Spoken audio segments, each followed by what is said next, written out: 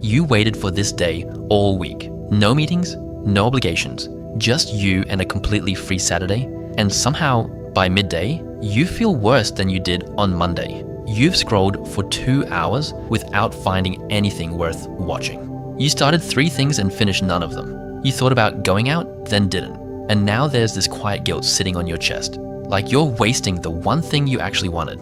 If that sounds familiar, you are not lazy. You're not broken. Something else is happening here, and it makes complete sense once you understand it. Think about the last time you genuinely lost track of time doing something you loved. Not scrolling, not watching something to pass time, actually lost, absorbed, present. For most people, that memory goes back further than they'd like to admit. Here's what happened. Your brain has spent years being trained by urgency, deadlines, notifications, the constant pressure of productivity. And after long enough, it stops knowing how to shift gears.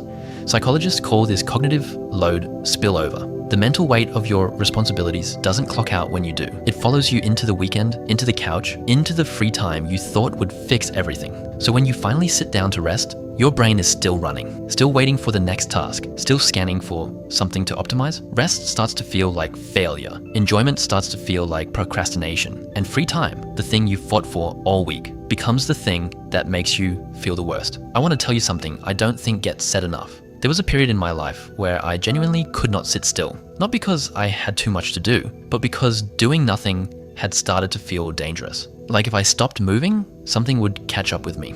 I'd have a free evening and spend the whole thing feeling vaguely anxious about the fact that I wasn't being productive. I couldn't read without feeling like I should be doing something else. I couldn't rest without calling it laziness. And the worst part, I thought everyone else had figured out how to enjoy their lives, that this inability to just be was something wrong with me specifically. It wasn't, and it isn't for you either. We were taught to measure our worth by our output. Nobody taught us how to simply exist without producing anything. That's not a personal failure, that's a missing education. So what do you actually do with this?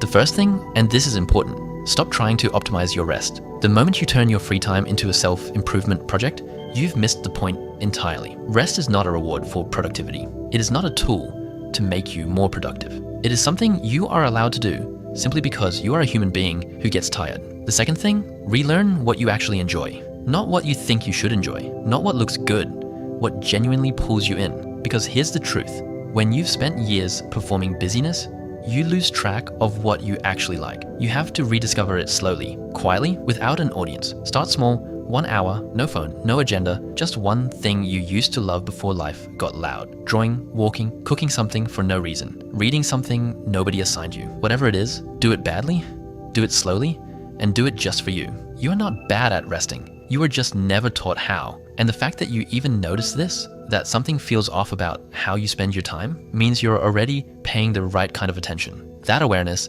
is the beginning. So here's what I want you to do before you close this video. Think of one thing, just one, that you genuinely enjoyed before life got loud. Something that made time disappear. Something that had nothing to do with being productive or impressive or ahead. Drop it in the comments. I'll read every single one. And this week, give yourself 1 hour to go back to it. Not to improve, not to perform, just to remember what it feels like to enjoy being alive.